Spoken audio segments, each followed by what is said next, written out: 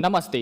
आज मैं आपकी एक ऐसी प्रॉब्लम के बारे में डिस्कस करने वाला हूं जो कि बहुत लोग पूछते हैं। कई ब्रह्मचर्य पालन करने वाले व्यक्ति होते हैं, जैसा कि वो लंबे समय तक ब्रह्मचर्य पालन करते हैं तो उनका बीच में ही नाइटफॉल हो जाता है। इसके बारे में मैं पहले ही बता चुका हूं और आज मैं इस टॉपिक पर बड़े विस्तार से बात करने वाला हूं। तो आइए वीडियो को शुरू करते हैं। देखिए, नाइटफॉल होने के अलग अलग कारण होते हैं। पहला कारण है कि आप उल्टी सीधी चीजें देख लेते हैं तो उसके कारण नाइटफॉल हो जाता है। दूसरा कारण है कि रात में भारी भोजन कर लेने के कारण नाइटफॉल हो जाता है। तीसरा कारण है कि ज्यादा तामसिक या मिर्च मसाले वाले आहार का सेवन करना। चौथा कारण है कि ज्यादा लेट उठना। पांचवा कारण है कि अगर आपको कब्ज की समस्या है तो भी आपको स्वप्नदोष होने के चांसेस हैं। वीर्य जब ज्यादा पतला हो जाता है तो इस स्थिति में भी स्वप्नदोष हो जाता है। आगे जाने तो जब व्यक्ति को दाद हो जाती है तो व्यक्ति वहीं लिंग में खुजाता रहता है, लिंग के आसपास खुजाता रहता है, तो इस कारण से भी उसको स्वप्नदोष हो जाता है। जिनकी मूत्र इंद्रिय या एब्डोमिनल एरिया बड़ा कमजोर हो गया है तो इस स्थिति में भी व्यक्ति को नाइटफॉल हो जाता है। व्यक्ति जब गलत स्थिति में सोता है तो इस कारण से भी नाइटफॉल हो जाता है, यानी कि सीधे हाथ के बल सोना,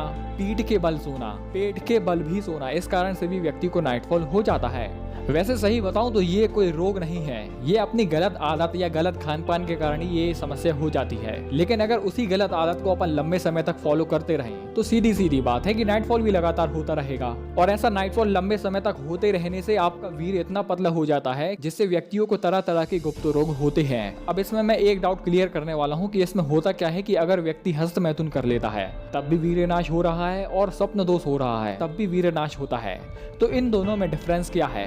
देखो भाई, आंसर बताने से पहले मैं आपको ये बता देना चाहता हूँ कि वीर्य नाश कैसा भी हो, चाहे वह हस्त मैथुन से हो चाहे वह नाइटफॉल से हो, वीर्य तो नाश हो रहा है, आपकी ताकत तो जा रही है। लेकिन इसमें जो हस्त मैथुन से वीर्य नाश होता है वो इतनी ज्यादा मात्रा में होता है, इतनी शरीर की इतनी ज्यादा ताकत निकल जाती है कि उसकी रिकवरी शरीर नहीं कर पाता। लेकिन वहीं दूसरी तरफ अगर नाइटफॉल से वीर्य नाश हो रहा है तो उसकी रिकवरी इतनी कम होती है कि उसकी रिकवरी शरीर भली भांति कर लेता है। लेकिन इस स्थिति में कंडीशन ये होनी चाहिए कि आपका स्वप्न दोष लगातार नहीं हो रहा है। यानी कि कई ऐसे व्यक्ति होते हैं जिनका स्वप्न दोष लगातार होते रहता है, हर 2 दिन में होता रहता है, हर 3 दिन में होता रहता है, हर हफ्ते में होता रहता है। तो ऐसी स्थिति में आपकी ताकत जा तो रही है, कम मात्रा में जा रही है, लेकिन लगातार होने के कारण उसका इफेक्ट आपको अपने शरीर पर दिखने लगेगा। इसलिए ये सवाल बिल्कुल भी ना पूछे कि भाई मैं हस्त मैथुन नहीं करता। आप बता रहे हैं कि नाइटफॉल से उतनी मात्रा में ताकत नष्ट नहीं होती, लेकिन मेरा तो हफ्ते में 2-3 बार हो जाता है। तो क्या मैं इस स्थिति को नॉर्मल मानूं? तो भाई बिल्कुल मत मानो। अगर आपको नाइटफॉल हफ्ते में 2-3 बार हो रहा है तो भाई बिल्कुल भी इसको नॉर्मल ना माने।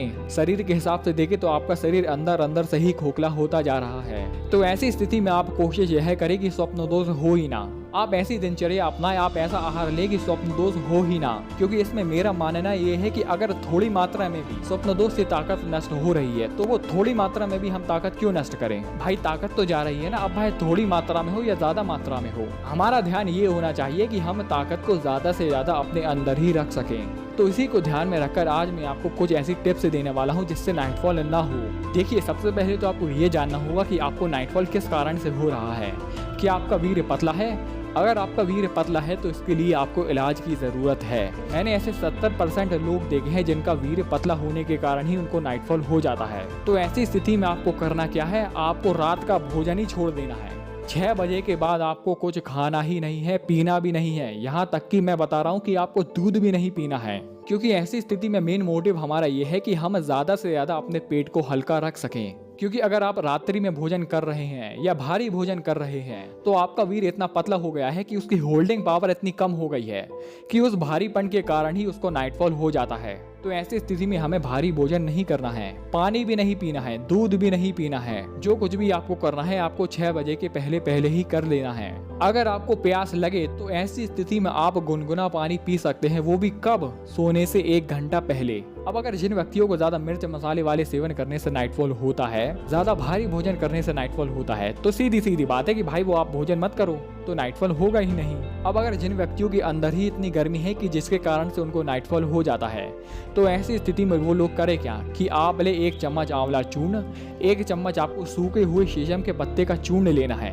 इन दोनों को अच्छे से मिक्स करके गुनगुने पानी से सोने से 1 घंटा पहले इसको लें और इसको लेने के 1 घंटे के बाद सो जाएं। इससे होगा क्या कि इससे हमारे शरीर की गर्मी शांत हो जाती है। अब ऐसा नहीं है कि आपको इसी के बल पर ही स्वप्न दोष को कंट्रोल करना है, इसके साथ साथ आपको डाइट पर भी ध्यान लगाना है। यानी कि आप ऐसी चीज का सेवन ना करें जो कि तासीर में गर्म हो। अब आगे जाने तो जिन व्यक्तियों को गलत उल्टे सीधे सोने के कारण, कब्ज होने के कारण नाइटफॉल होता है, तो भाई वो ध्यान रखे कि कब्ज ना होने दे, उल्टे सीधे सोए ना। मेन चीज इसमें मैंने ये ध्यान रखी है कि वीर्य जब पतला हो जाता है तो उसके कारण आपको नाइटफॉल हो जाता है। और दूसरी मेन चीज कि आपका ये एब्डोमिनल एरिया इतना कमजोर हो जाता है जिसके कारण भी नाइटफॉल हो जाता है। तो ऐसी स्थिति में अगर आपका नीचे वाला एरिया कमजोर है तो आपको विशेष बात ये ध्यान रखनी है कि आपको हमेशा उल्टी करवट पर लेटकर ही सोना है, क्योंकि ऐसी स्थिति में हमारे मूत्र इंद्रियों पर, हमारे अंडकोश पर उतना दबाव नहीं पड़ता या कम दबाव पड़ता है, बहुत ही कम दबाव पड़ता है। वहीं अगर इसी कंडीशन में अगर हम सीधा सोएं या सीधे हाथ करवट तरफ सोएं तो हमारे मूत्र इंद्रियों पर और हमारे अंडकोश पर इतना दबाव पड़ जाता है जिससे हमारा वीर्य निकल जाता है, नाइटफॉल हो जाता है। अब इसमें मेन चीज ये है कि वीर्य के पतले होने के कारण नाइटफॉल होना, तो इससे रिलेटेड मैं आगे आने वाली वीडियो में आपको बताता रहूंगा। मेन चीज आपको क्या ध्यान रखना है, सूर्य अस्त के बाद कुछ भी नहीं खाना पीना है, पी सकते हैं तो गुनगुना पानी पी सकते हैं।